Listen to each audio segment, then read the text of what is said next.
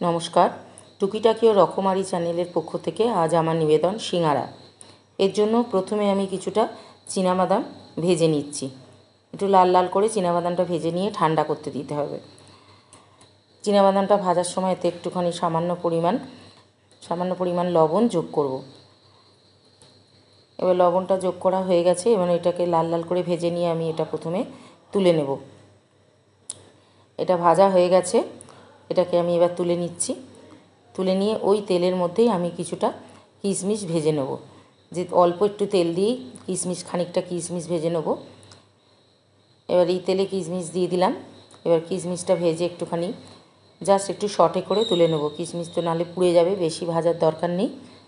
আর আমি গোটাই দিয়েছি, কিন্তু এটা কেটে ছোট ছোট করেও দেয়া যায়। আমার যেহেতু তাড়াতাড়ি জলখাবারটা বানাবো, তাই জন্য আমি খুব তাড়াতাড়ি করছি এবং সাধারণভাবেই করছি। এবার ওই তেলের মধ্যে একটু তেল ছিল কড়ায়, ওর মধ্যে আরেকটু সর্ষের তেল দিয়ে দিলাম। দিয়ে তেলটা গরম হয়ে গেছে, এর মধ্যে একটু পাঁচ ফোড়ন দিয়ে দিলাম। পাঁচ ফোড়ন আর একটা শুকনো লঙ্কা ফোড়ন দিয়ে দেবো। পাঁচ ফোড়নের সঙ্গে একটা শুকনো লঙ্কা দিয়ে তার মধ্যে আরও কয়েকটা মশলা এর মধ্যে অ্যাড করব। এবার এর মধ্যে একটুখানি লঙ্কার গুঁড়ো দেব। লঙ্কার গুঁড়োটা দেবো, দেওয়ার পরে একটুখানি সামান্য লঙ্কার গুঁড়ো দিলাম। দিয়ে এবার একটু জল দিয়ে দেবো। কড়াইটা আমার অনেক গরম হয়ে গেছে, নাহলে পুড়ে যাবে মশলাগুলো। এবার এর মধ্যে একটুখানি হলুদ গুঁড়ো দেবো। হলুদ গুঁড়ো দেওয়ার পর আদা কাঁচা লঙ্কা বাটা দিয়ে দিলাম একটু। আর এর মধ্যে আর একটা জিনিস দেবো, একটু শুকনো খোলায় ভেজে নেওয়া কসৌরি মেথি দিয়ে দিলাম। পরিমাণ মতো লবণ দিয়ে দিলাম। চিনি দিয়ে দিলাম পরিমাণ মতো। আর একটা জিনিস এতে অ্যাড করব, সেটা হচ্ছে আমচুর পাউডার। বড় চামচের 1 চামচ আমচুর পাউডার দিলাম। এবার এই মশলাটাকে একটু সামান্য সটে করে নিয়ে এর মধ্যে ওই সেদ্ধ করে রেখেছিলাম যে আলুটা, জল ঝরিয়ে নিয়ে ওটাকে একটা কাঁটা চামচ দিয়ে এটার মধ্যে সামান্য জল যোগ করলাম। আর যে আলুটা সেদ্ধ করে রেখেছিলাম ওটা কাঁচা চামচ দিয়ে একটু ভেঙে ভেঙে নিয়ে এর মধ্যে দিয়ে পুরটাকে তৈরি করব। এই সিদ্ধ আলু একটু কাঁটা চামচ দিয়ে ভেঙে ভেঙে নিয়েছি। নিয়ে এই মশলাটার মধ্যে এবার সেদ্ধ আলুটা দিয়ে দেব। দিয়ে এটা কড়াইতে এবার ভালো করে মিশিয়ে নিতে হবে। এই যে আলুগুলো একটু গোটা গোটা আছে সেগুলোকে আরেকটু ভেঙে দেব।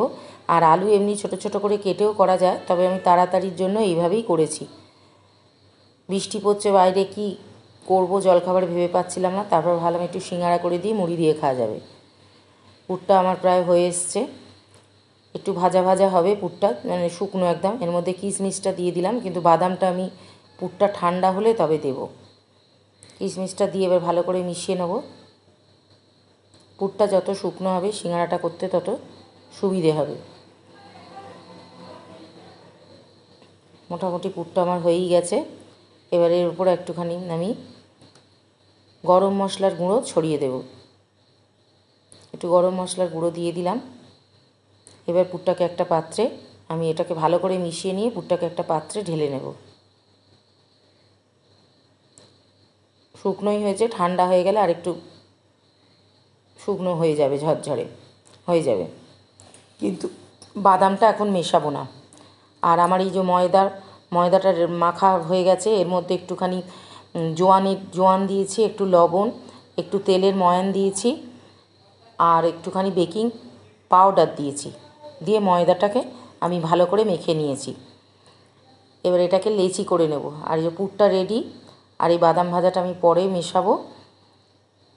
আর এই না দিলে নরম হয়ে যাবে বাদামটা গরম অবস্থায় মেশালে। এবার এই লেচিটাকে আমি কেটে নেব ছোট ছোট করে। আর একটা লেচি থেকে 2টো সিঙ্গারা করা যায়। এই যে লেচিগুলো কেটে নিয়েছি। এবার এটা বেলার কাজ এবং সিঙ্গারাটা পুর ভরে সিঙ্গারা যে গঠনটা সেটা আমার বর করবে, কারণ ওই কাজটা ভালো পারে। এবার এটা করে দিচ্ছে, আমি এবার ভাজবো।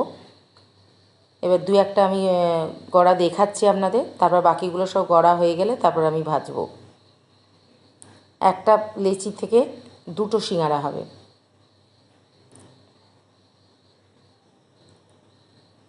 বেশ কয়েকটা বেলে নেওয়া হয়ে গেছে। এবার কয়েকটা বানানো আমি দেখিয়ে দিচ্ছি। আর একটু জল রাখতে হবে, মুখটা যখন বন্ধ করবে তখন একটু জল লাগিয়ে নিতে হবে, তাহলে ওটা খুলে যাবে না।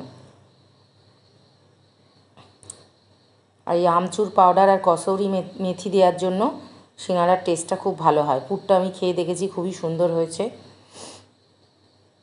এই মুখটাতে একটু জল লাগিয়ে নিলে সিঙ্গারার খিলিটা আর খুলে যাবে না।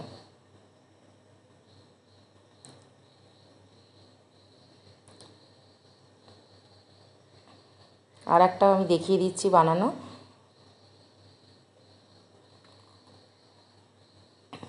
আর ভাজার সময় তেলটা কিন্তু খুব গরম করলে চলবে না, আর অনেক ধৈর্য ধরে সময় নিয়ে ভাজতে হবে। যত ধিমে আঁচে ভাজা যাবে, ভাজতে সময় লাগে সিঙ্গারা একটু, কিন্তু তবে মুচমুচে হবে। আঁচ বাড়িয়ে দিলে সিঙ্গারা পুড়েও যাবে, ভেতরটা কাঁচা থেকে যাবে, ভালো লাগবে না খেতে, আর মচমচে ব্যাপারটাও আসবে না।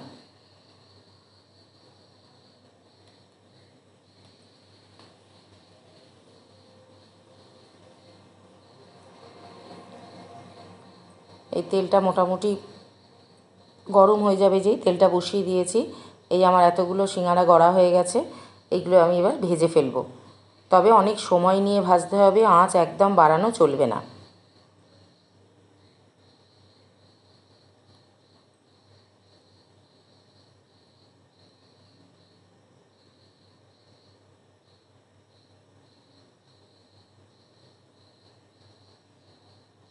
আমার এতে তেল একটু কম হয়েছে, এর সঙ্গে আমার আরেকটু তেল দিতে হবে। সিঙ্গারা ভাজতে গেলে একটু তেলটা বেশি লাগে। আমি আরেকটু তেল দিয়ে দিয়েছি এর মধ্যে। আর এটা খুব সময় লাগে ভাজতে, আর একটু লাল লাল করে ভাজা হবে। ঠিক আরশোলার গায়ের মতো রং হলে সিঙ্গারা ভালো হয় বলে সবাই, কিন্তু ওটা করতে অনেকটাই সময় লেগে যায়। বাড়িয়ে দিলে ওপরটা কটকটা হয়, ভেতরটা কাঁচা থাকে। আমার ভাজা প্রায় হয়ে এসছে। এবার একটুখানি ওপর নিচ করতে হবে বারবার, নাহলে একদিকটা পুড়ে যাবে আর একটা দিক হবে না। এইখানটা একটু সময় নিয়ে করতে হবে। এই আমার হয়ে গেছে সিঙ্গারা, আমি নামিয়ে ফেলেছি। দেখছেন কিরম লাল লাল সুন্দর হয়ে গেছে। নমস্কার, আজ এই পর্যন্ত, শেষ।